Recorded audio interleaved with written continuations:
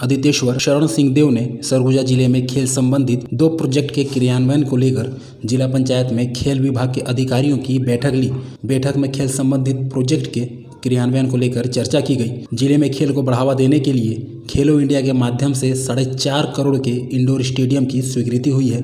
साथ ही national level के sports के लिए 40 करोड़ के इंडोर स्टेडियम की भी स्वीकृति हुई है। जिला पंचायत में बैठक के दौरान स्वीकृत किए गए दोनों प्रोजेक्ट के जगह का चयन और सुविधा को लेकर चर्चाएं की गई। वहीं इन दोनों प्रोजेक्ट की स्वीकृति के बाद जल्द से जल्द काम प्रारंभ करने और साल 2 साल के भीतर खिलाड़ियों के लिए स्टेडियम तैयार करने की उम्मीद भी जताई जा रही है। साथ ही खिलाड़ियों के भविष्य को देखते हुए स्टेडियम तैयार होने के बाद खिलाड़ियों के लिए हॉस्टल की भी व्यवस्था करने पर भी विचार किया जा रहा है। आज यहाँ खेल विभाग के अधिकारियों के साथ और पीडब्ल्यूडी के अधिकारियों के साथ हम लोग बैठे थे और ज़िले में जो खेल को लेके नए 2 प्रोजेक्ट आए हैं उनको कैसे क्रियान्वयन करना है। एक तो 4.5 करोड़ का इंडोर स्टेडियम स्वीकृत हुआ है खेलो इंडिया से, उसको लेके उसकी प्लानिंग को लेके बात हुआ और साथ ही एक 40 करोड़ का नेशनल लेवल स्पोर्ट्स स्टेडियम के लिए इंडोर स्टेडियम सैंक्शन हुआ है। उसके लिए जगह चयनित करना और उसमें क्या क्या फैसिलिटीज़ देना है उसको लेकर चर्चा किया गया। उम्मीद है कि जल्दी से जल्दी जैसे ही जगह चयनित होती है काम चालू हो जाएगा और मेरे को लगता है कि काम चालू होते ही साल 2 साल के अंदर ये स्टेडियम शहर के लिए तैयार रहना चाहिए। बड़ा अच्छा इंफ्रास्ट्रक्चर है, साई का मॉडल है और अगर ये आ गया जितनी जल्दी ये आ जाएगा साथ में अगर हॉस्टल की भी सुविधा हो जाएगी जो हम लोग प्लान कर रहे थे खेल विभाग के साथ, तो खिलाड़ियों के डेवलपमेंट के लिए और आगे नेशनल गेम्स में मेडल जीत के जॉब के लिए भी और उनकी ट्रेनिंग के लिए भी दोनों के लिए एक अच्छा सेंटर डेवलप हो सकता है। जिला पंचायत में हुए बैठक में सरगुजा जिले में फुटबॉल और हॉकी खेल को देखते हुए खेलो इंडिया के लिए सिंथेटिक सरफेस का फुटबॉल मैदान बनाए जाने के लिए प्रस्ताव भेजा गया है, जिसके लिए मास्टर प्लान और डिजाइन जमीन की रूपरेखा देखकर तैयार किया जाएगा। साथ ही सरगुजा में सिंथेटिक सरफेस का हॉकी स्टेडियम बनाने के लिए प्रस्ताव भेजा जाएगा, जिसके लिए पीजी कॉलेज स्थित ग्राउंड का चयन किया जा सकता है। सरगुजा में सिंथेटिक सरफेस का फुटबॉल मैदान बनाने का भी प्रस्ताव खेलो इंडिया के लिए भेजा गया है, तो उसके बारे में भी चर्चा हुई है। उसका भी एक मास्टर प्लान और ड्राइंग कल उस ज़मीन को देख करके डिसाइड किया जाएगा।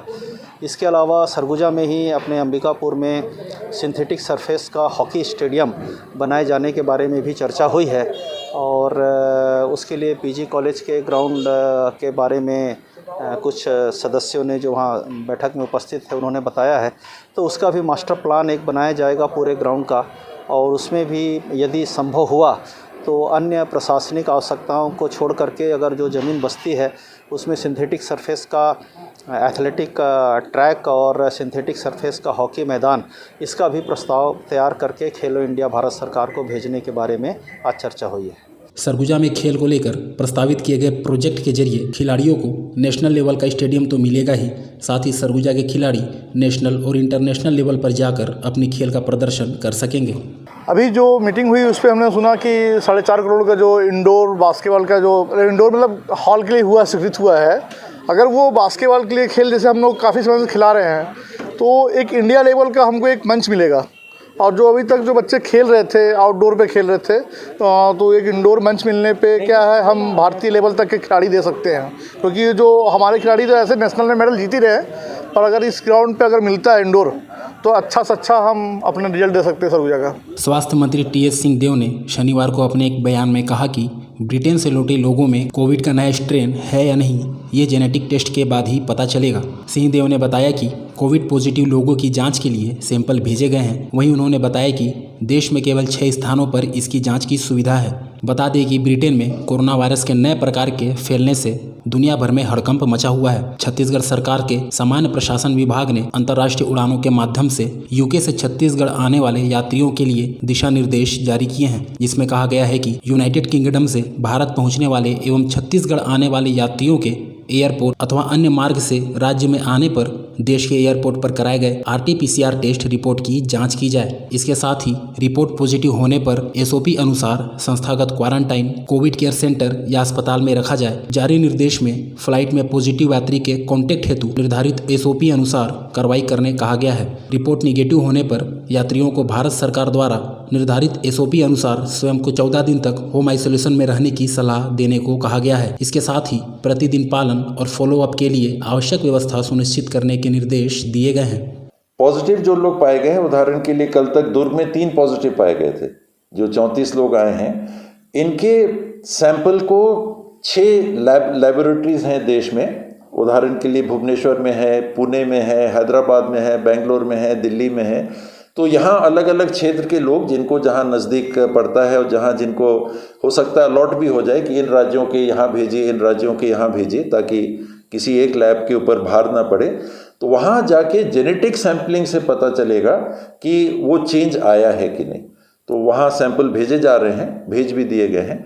वहाँ से रिपोर्ट आएगी, तब पता चलेगा कि कोविड तो आप पॉजिटिव हैं, ये नया स्ट्रेन है कि नहीं। कोतवाली थाना अंतर्गत गुदरी चौक स्थित SBI ATM में तोड़फोड़ करने का मामला सामने आया है। कोतवाली थाना प्रभारी ने बताया कि शहर के गुदरी चौक में स्थित SBI ATM में असामाजिक तत्वों के द्वारा पत्थर से तोड़फोड़ की गई है, जिसकी सूचना मिलने पर कोतवाली पुलिस की टीम तत्काल पहुंचकर घटनास्थल का निरीक्षण कर जायजा लिया। फिलहाल तोड़फोड़ करने वाले आरोपी पुलिस की गिरफ्त से बाहर हैं। पुलिस के द्वारा ATM सहित आसपास में लगे CCTV फुटेज के आधार पर आरोपियों की पता तलाश की जा रही है। वहीं कोतवाली पुलिस अज्ञात आरोपियों के खिलाफ अपराध दर्ज कर मामले की जाँच में जुट गई है।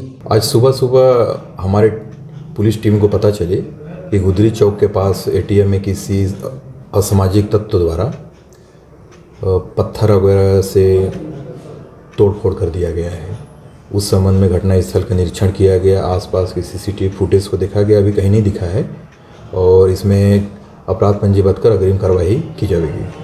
छत्तीसगढ़ में पिछले सरकार के कार्यकाल के दौरान निरस्त किए गए वन अधिकार के दावा पत्र का सत्यापन अभियान छत्तीसगढ़ के सभी जिलों में चलाया जा रहा है, जिसके सत्यापन के दौरान जमीनी स्तर पर कई समस्याएं आ रही हैं, जिसके कारण पात्र दावेदार भी वन अधिकार पत्र से वंचित हो जा रहे हैं। इस समस्या को लेकर सरगुजा के लखनपुर, लुंड्रा और बतौली ब्लॉक के ग्रामीण कलेक्ट्रेट पहुंचे, जहां स्वास्थ्य मंत्री के नाम ज्ञापन सौंपा। ग्रामीणों ने बताया कि दावा सत्यापन के लिए दावा सत्यापन दल का गठन नहीं किया गया है। पटवारी, बीट गार्ड और सचिव के द्वारा दावा सत्यापन किया जा रहा है। पटवारी और बीट गार्ड के निर्णय को सचिव द्वारा प्राथमिकता दिया जा रहा है। वहीं काबिज वन भूमि का मौके पर पहुंचकर जांच नहीं किया जा रहा है। यहाँ पे जो वन अधिकार में जो सत्यापन सरकार कर रही है, जो पिछले सरकार ने जो के समय काफ़ी व्यक्तिगत वन अधिकार की दावा निरस्त किया गया था, वर्तमान में छत्तीसगढ़ सरकार भी उसकी फिर से जांच कर रही है कि कोई ऐसा कोई पात्र व्यक्ति का छूट न जाए, मतलब बिल्कुल अन्याय नहीं होना चाहिए। लेकिन अभी जो हो रहा है, आपका जो जांच हो रही है, उसमें यही पाया जा रहा है कि पूर्व में जो अपात्र किए गए थे उसी के तरफ फिर से अपात्र किए जा रहे हैं। उसके मुख्य कारण ये है कि जो व्यक्ति ग्राम सभा में पास हो रहा है उसको भी सचिवों के द्वारा निरस्त कर दिया जा रहा है बाद में। और यहाँ तक कि कहते हैं कि नोटिस करने के लिए एक व्यवस्था है, 60 दिन के अंदर अपील कर सकते हैं, लेकिन जो है वो बैक डेट पे उनको नोटिस दिया जा रहा है, तो वो अगला व्यक्ति भी जा नहीं पाएगा। तो इस तरह की बहुत समस्याएं हैं जिसको हम यहाँ के जो मंत्री महोदय हैं उनके संज्ञान में लाना चाहते थे, इसलिए हम लोग आए हैं। इस संबंध में पंचायत मंत्री TS सिंहदेव ने कहा कि व्यक्तिगत वन अधिकार मामले में कहीं न कहीं स्थान अधिकारियों से चूक होने की शिकायतें मिल रही हैं। सचिव और फॉरेस्ट गार्ड वन अधिकार समिति के सदस्यों से दबाव बनाकर दस्तखत करा रहे हैं कि यह पट्टा रिजेक्ट हुआ है। पहले भी ऐसा होता था, यह नहीं होना चाहिए। इसके अलावा कुछ कर्मचारी खुद से रिजेक्ट लिख दे रहे हैं, उनको ये अधिकार नहीं है। रिपोर्ट वन अधिकार समिति के माध्यम से आगे जाना है और जिला स्तर की समिति रिजेक्ट कर सकती है। मुझे लगता है कि बड़े पैमाने पे वन अधिकार पत्र, व्यक्तिगत वन अधिकार पत्र के सिलसिले में कहीं न कहीं जो स्थानीय अधिकारी हैं उनसे चूक हो रही है। ये शिकायतें मिल रही हैं कि सचिव और कहीं फॉरेस्ट गार्ड ये दबाव बना के और ये दस्तखत करा ले रहे हैं वन अधिकार समिति के सदस्यों से कि ये पट्टा रिजेक्ट हुआ। पहले भी ऐसा होता था, ये नहीं होना चाहिए। एक दूसरा कि ऐसे कुछ कर्मचारी अपने से लिख के दे रहे हैं कि रिजेक्ट, उनको रिजेक्ट करने का अधिकार नहीं है। रिपोर्ट वन अधिकार समिति के माध्यम से आगे जाने का है और जिला स्तर की जो समिति है वो रिजेक्ट कर सकती है।